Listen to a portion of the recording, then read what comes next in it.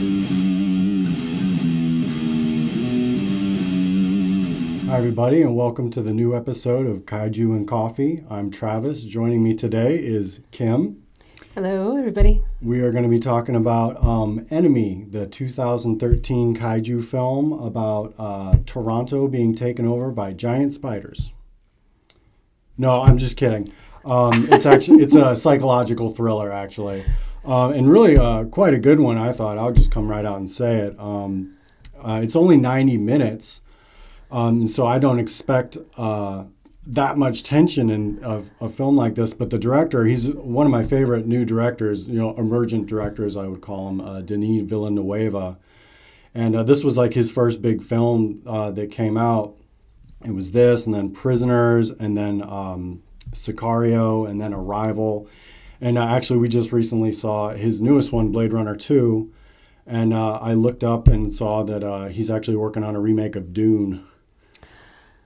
Huh. Which should be an interesting take. Well, it's interesting because I kind of got a little bit of Eraserhead going on in this because there's a lot of interpretations of that, but I think the most prominent one is parenting.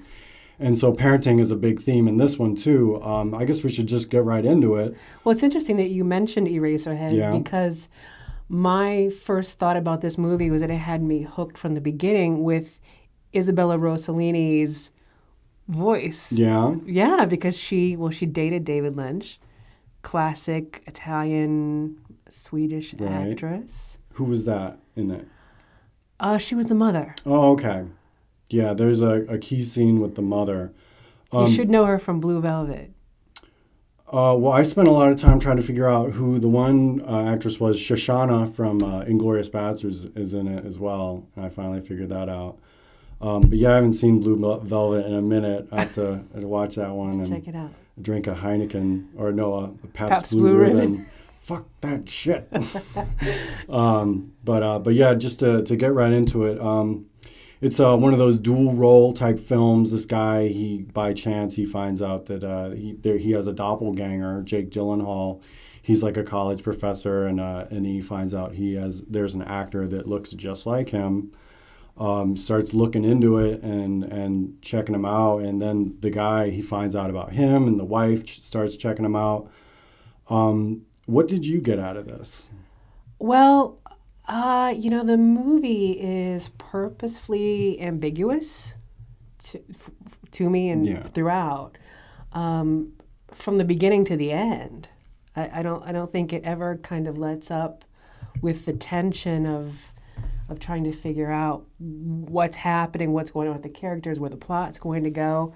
I mean, I'm thinking about one of the first scenes where you're going, is this like a sex show? Is this going to turn into some weird like Hannibal Lecter thing with the food and the cloche? That opening scene, man, like what a coming out for this director. Like I said, at 90 minutes, I'm kind of snobbish, like, oh, how hard can you ratchet up in 90 minutes? Just in the opening scene, these people are just sitting around, but he films it in such a way, he shoots it, it looks creepy. These people sitting around look creepy. And then, for good reason, it turns out it's like strippers smashing giant spiders. They're not giant, but they're pretty big spiders. It's a large spider. Very large. They don't really kill them. We're past those days where they were just like, kill all the spiders. That was pretty common. But yeah, and it just goes off from there. The film's very open to interpretation. They're very, they're open about that much that they wanted a very vague, open-ended film. Which is one of my favorite things about it. Yeah. It's not all spelled out for you. I think it's, yeah. I mean, certainly aspects of it. I think it's pretty clearly about like cheating, and about like having to accept your responsibilities or move on for that type of thing, because he has two personalities. Is it? I could see where it's about cheating, but then also it was about, to me, more like the Carl Jung's concept of shadow self. Which Jake Gyllenhaal was the real man. Which did he embody? Was he the professor who was quiet and withdrawn and introspective, or was he the actor that's a bit more outgoing and charismatic, both in unsuccessful relationships for different reasons? We got the impression there was a melding of the same person, and they're just, it's like some type of split personality thing or something. He one assumes the other's life eventually because they start wife swapping and all this stuff. Well, I'm thinking even, back to the point where they initially set up the meeting after the awkward phone conversations. They met at a hotel in a private room, which, the intimate space. Yeah, I think that's the hotel he cheated on his wife in because he was so familiar with it, and then he took the woman to it later on. But it's not often you, in a movie like this, see two men, relative strangers, meeting at a hotel. No, I got like a gay panic out of that, to see a guy, the one loses his nerve and runs away from the other one in the hotel room.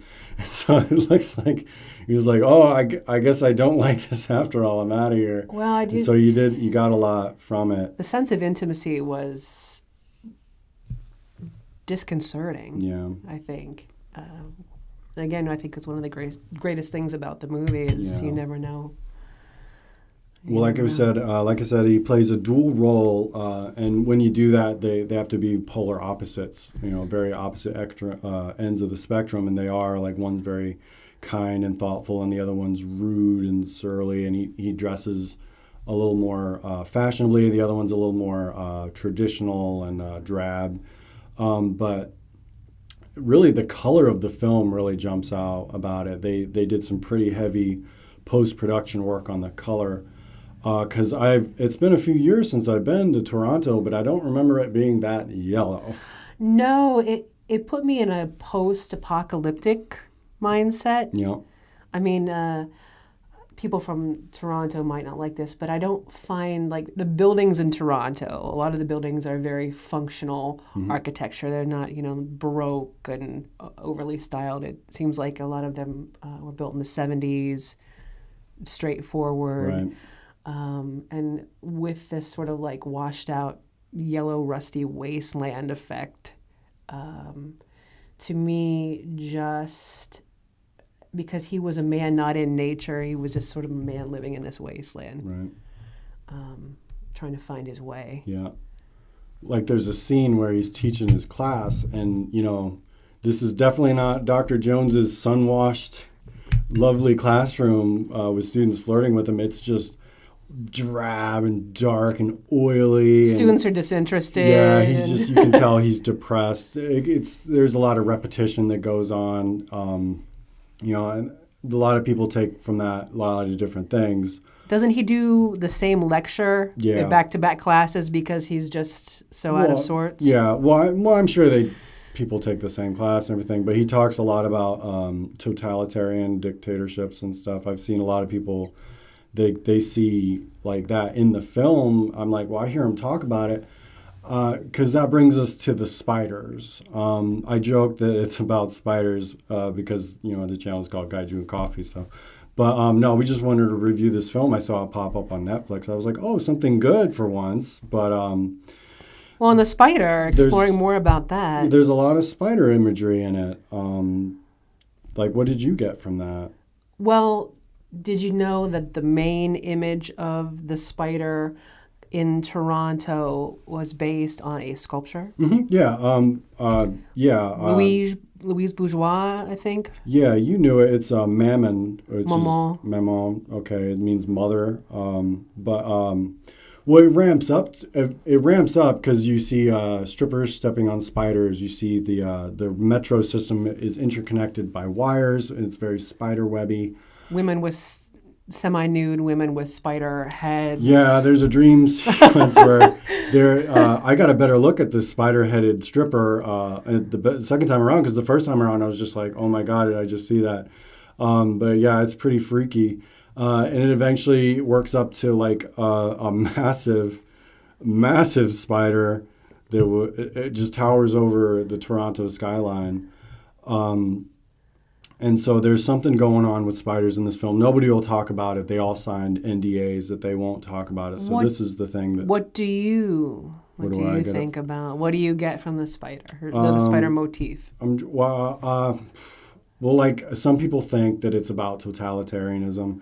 And I don't get that just because he talks about it in his classroom, but I do see like it's about culture. I see people getting spun into a web of culture. Once you slide out of the womb, you're stuck and you're in it, and you can maybe go elsewhere to a different one, but you're stuck with the rest of us in the web. And so really that's what I got from it. The spiders, aside from the one kind of large shot in Toronto, were always associated with women. Yeah, definitely. So I don't know, it was like, is this echoing his sort of like fear of intimacy, his fear of the unknown about relationships? He's got some problems, I'd say that. Yeah, well, yeah, because with both of his characters, the grass is always greener. Right. And I don't. The spiders, we can talk about it all day.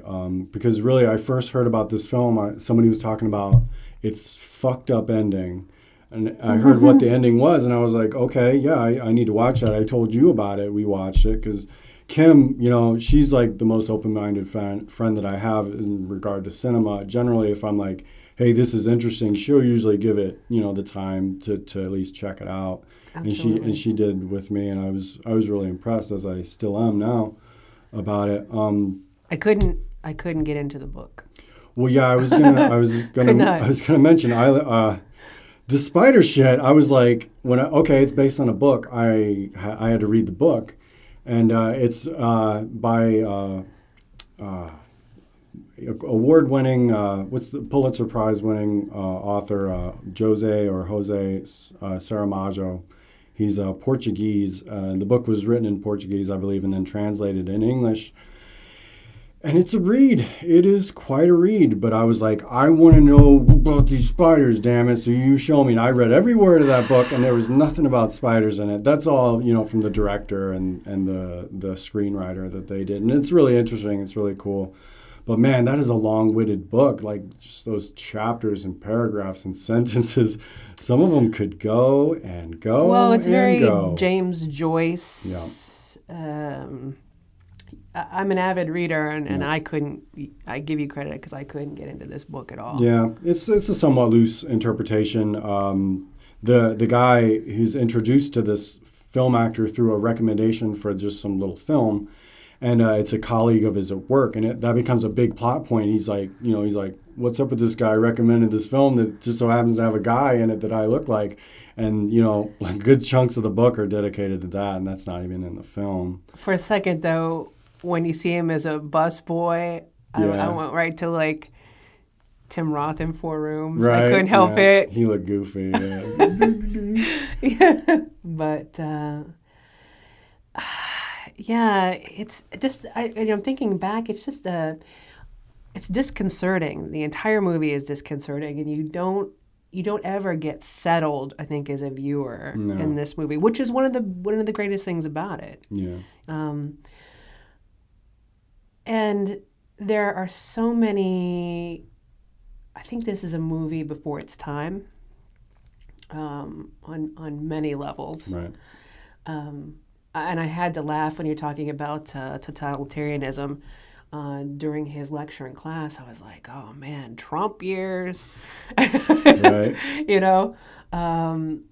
Because and as he explores these themes and the movie progresses, did you notice the soundtrack or the score? Yeah, it's very minimalist. In eerie. Yeah, it was. There would be smash cut, all these weird images, drums and oboes. Weird strings. Light sounds, almost like chimes that you can't place. An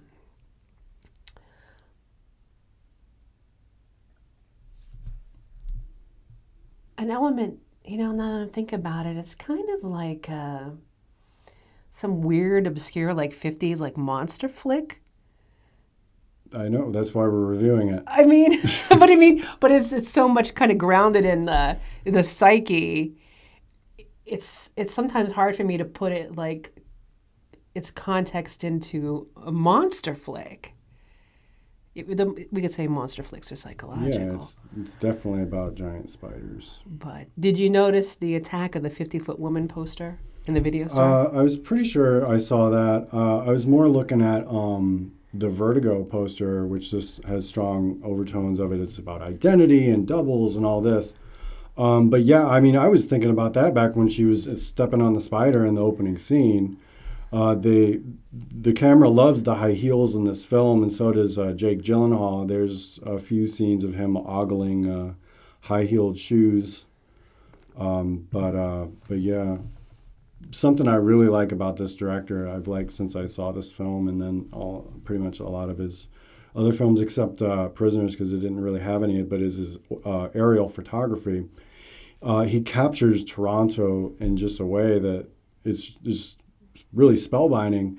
And then he's like, hey, let's make this even fucking weirder and put a giant fucking spider in it. Because I didn't really enjoy, I thought they were fine, but I wasn't super into like Sicario or Arrival. They were fine. But I like Sicario. Their aerial photography was incredible at the Southwest there, and Sicario was really cool. I dug that. And that's the thing about, this director. I'm really pumped to see everything he can do. He has an eye. All the shots were, he made Toronto look like an industrial like wasteland, because I don't remember seeing any green spaces.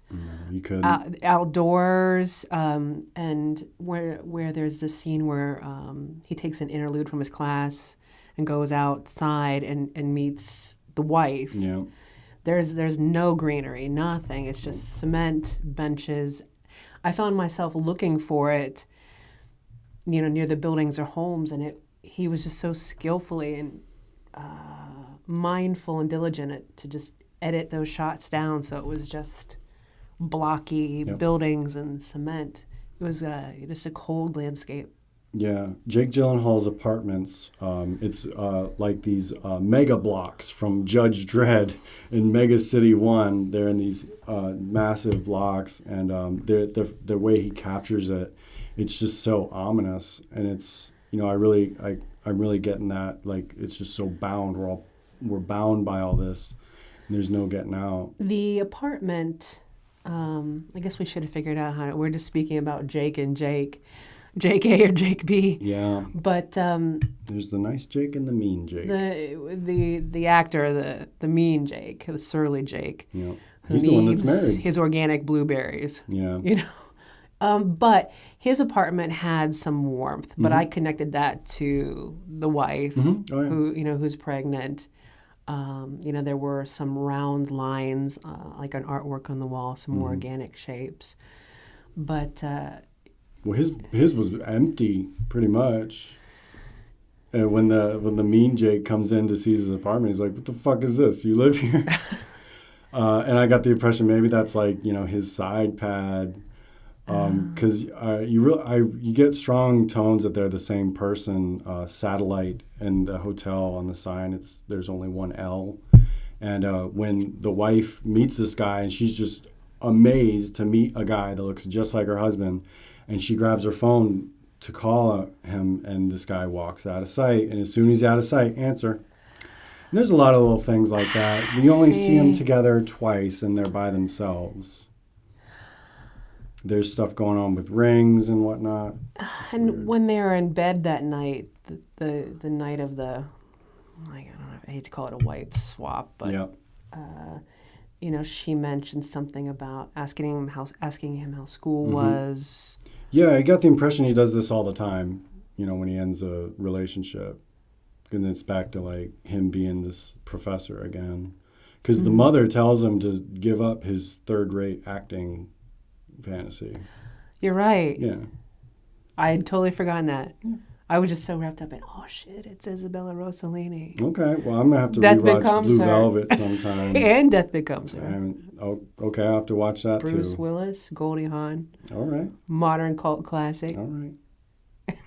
But yeah. So, Enemy, like I said, I think a big reason to do this review was I was just like, holy shit, Netflix is doing something for me for once. They're putting Enemy up here. And I think as this, this director's work is getting out there and people are like, whoa, I don't think Blade Runner 2 did as well as people were hoping, but it was certainly a good film. It was a good follow-up to one of your favorite films. Well, and you know how long, I didn't rush out. I didn't see the new Blade Runner in the theater. I mean, it's maybe a lot of people felt like I did, kind of the diehard old school, how can you, where can you go from there? But absolutely, I would say anybody should check that out. And the rest of this director's work. Yeah. It's intelligent. He doesn't fall into cheap tricks, like you said. There's no jump scares. There's no, Now I'll be interested if Denis Villenueve does horror, because he's hitting all this different stuff. He's doing sci-fi, psychological horror, crime thriller, all this stuff. I'm like, dude, do you, man? If you do want to do a musical comedy, I'll watch it. I don't typically watch those. That's why that's a big deal. Yeah, it's it'd be interesting if you had this discussion on this movie with like several different people. Yeah. I'd imagine everyone would have a different take on it.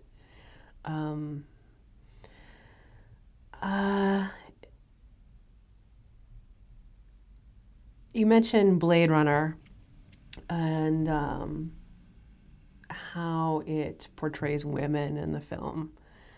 And I think it has a similar aspect to, because I think the women in the new Blade Runner, they are very specific.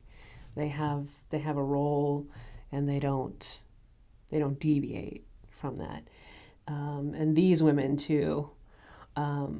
Good Jake had a very casual relationship with a woman who seemed mostly aloof about their interaction with each other. I mean, they would meet up after work, have dinner or have a drink, and it seems like she'd want to drink to excess before their intimate time, and they both became dissatisfied with that. Right. Well, I didn't say anything about Blade Runner and women in this review, but previously we did talk about that. But yeah, no, certainly you get that. Jake, he's not doing what he should be doing. You definitely get that. And the women are just, they could be seen as pawns as they are in Blade Runner. They're just like robot wives and prostitutes and all that stuff. The Good Jake the professor, I felt, had some moments where he would really reach, and it seems like he would try to get by those barriers kind of holding him back. Yeah.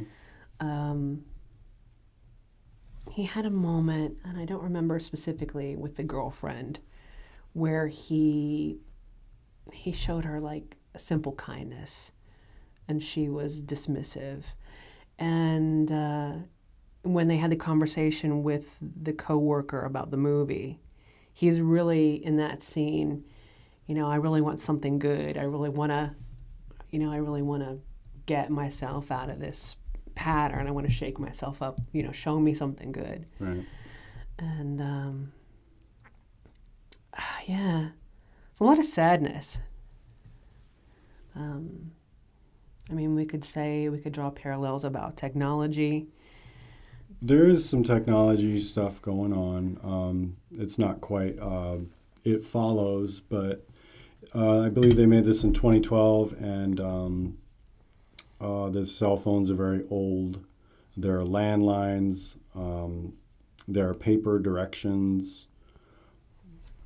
You don't see that stuff. And so at first I was like, is it dated or is it timeless? Because it could be either.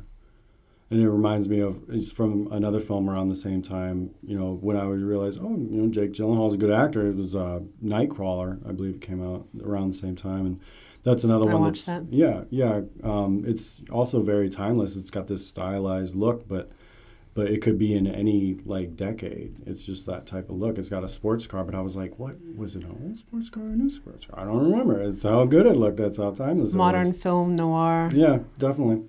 And that's what they're going for with something like this, except it looks like the sun is scorched the fucking earth like Mad Max Fury Road or some shit. Yeah, there's not much humanity in this movie. No nature, no humanity. No. It's very cold and unyielding. The movie is unyielding. Yeah, it definitely made a mark for this director. I was impressed. You got anything else to say about this one? We barely scratched the surface. You could take all day on this type of stuff. Yeah, most certainly. This isn't Godzilla versus King Kong. No offense to it.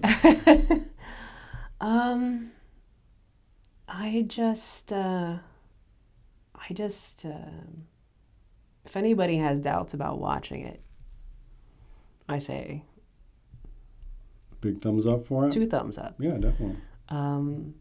I think this isn't like your Saturday afternoon feel good flick, but if you want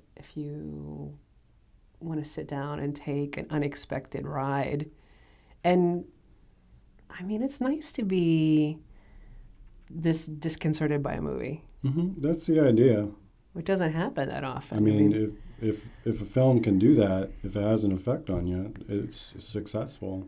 Just some people don't like it if it's if it's not something happy like what Jake Gyllenhaal was looking for. Talking about it makes me want to watch it again. Yeah. It's a good one. I dig it. I think it's one of those movies you could pick something different out in each time you watched. Right. And maybe have different realizations about what's happening in the plot based on where you are in your life. Right. Definitely. Who you identify with. I don't know if I really identified with anyone in the film. Yeah, I don't know. I mean, some of them turned into fucking spiders, so I don't know if you're really supposed to. They do. Yeah. By the way, spoilers. A lot of spiders. But yeah, I guess that's Enemy. It gets a bunch of thumbs up from us. Completely. Big thanks to Kim for joining me today. Thanks for having me. And also wanted to thank everybody that came out to Monster Bash, Godzilla and Friends down at the Canton Palace Theater. We had a really good time. Had a good time with everybody. Saw some great films. And so, yeah, thanks for tuning in here with us for Kaiju and Coffee. We'll see you next time.